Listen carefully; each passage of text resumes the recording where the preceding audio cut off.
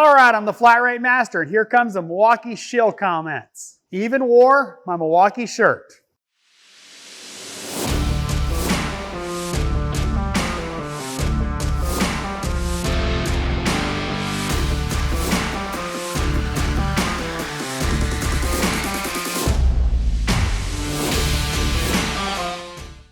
The intention was not to wear this shirt for this video. I was actually planning on doing a scan tool video, but unfortunately, people decided to block my bays and I can't bring in a vehicle to, actually demonstrate anything. So I'm pushing this stuff up. So what we're talking about is the new updated Gen 3 drills and impact drivers. Now, I'm gonna be honest. I've used this drill, 0. I've used this drill once, and that was with a brush cleaning a battery terminal. So I have not been able to test the anti-kickback technology that's in these guns. In case you didn't watch my video from Milwaukee, it's got AI technology built into it, so when the drill bit binds, it doesn't try to rip your hand off and, do that. It reduces it so it doesn't, for us in automotive, well, when that happens, usually involves, hitting metal and hurting. Remember back in the day with the snap-on air ratchets, your hand getting caught, you having to get the other hand in there to disconnect the air fitting because you were stuck. Kind of the same thing, click. So I have not tested that. Thankfully, I haven't had to drill anything out, but I have tested these guys. So they've added the 3 lights on the front. As you can see, try to get it perfect in shot. It's slightly stubbier, maybe a millimeter or so. Yeah, this is Gen 2. Just wanted to make sure because I have Gen 1, Gen 2, and Gen 3 now. So they've shortened it a little bit, not significantly. It's got the same controls on it from the previous generation, 1, 2, 3, and drill section or screw section. I don't know what you want to call it. I don't use it, I use 2. So let's talk about these 2. Because really this is probably what you're going to be most interested in. Impact driver is strong. I've taken some stuff out that I was not expecting it to take out. This, well, Gen 2 broke my adapter, so I haven't even tried it with a socket on it. So it'll probably break some stuff. My stepson has the Gen 2 or had the Gen 2 because he works in property management. He's a maintenance supervisor, has to do stuff. Gave it to him because it's more a construction type tool. I think honestly, if you're looking at this kind of tool, go to one with a automotive style anvil. I think it's less ideal for us. It's more for construction guys driving, deck screws, stuff like that. The impact driver, this, stronger than that one, which for my use case, not as good.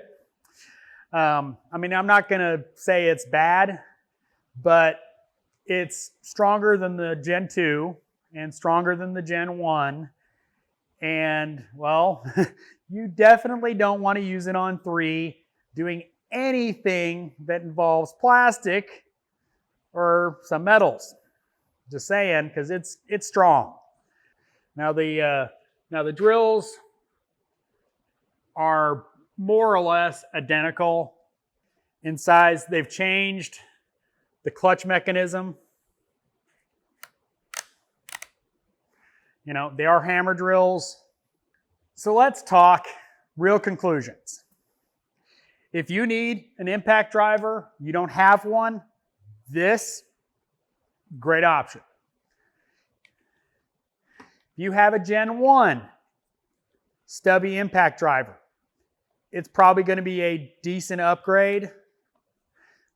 But if you've got the Gen 2, unless you really like lights, or you can trade it in on the tool truck or sell it significantly somewhere else, it's a minor upgrade at best. So it's, they're good. There's nothing wrong with them. They're an improvement over last generation. But for that, you know, there's no real reason to upgrade, honestly. I mean, it's better, but it's nothing that I would recommend running out and picking up if you've already got a Gen 2. Gen 1, maybe. The M18, again, I'm of the opinion this is more for construction guys than us, but definitely strong, definitely beefy, but I think honestly you'd be better served getting a compact or something like that with an actual anvil instead of an impact adapter trying to do sockets. But your mileage will vary, you know. It's got the same screw adapter position on this one as that one does. They're good, just not upgrade worthy good. Now let's talk the drills. Do I recommend these? Yes, I would absolutely recommend them. Would I recommend them for upgrading from the Gen 2? Again, they're good. There's nothing wrong with them. I think the anti-kickback, if you're doing a lot of drilling where you catch and might bind up and hurt yourself, well worth it. If you don't run into that a lot, if you're needing a cordless drill, run out and get the Gen 3. Why not? Why would you not get the newest and greatest? But they're not something I would recommend upgrading to. Unless you've got a Gen 1, then yes. The Gen 1s were okay. My Gen 1's at the house, and I wasn't planning on making this video, so the conclusions for all these tools is they're incremental improvements. They're all good. They're a great option if you're looking to buy one of these tools. But if you're upgrading, unless you get good trade-in, I'd skip it, honestly. So I hope you enjoyed this video. As always, thanks for watching. I am the Flat Rate Master.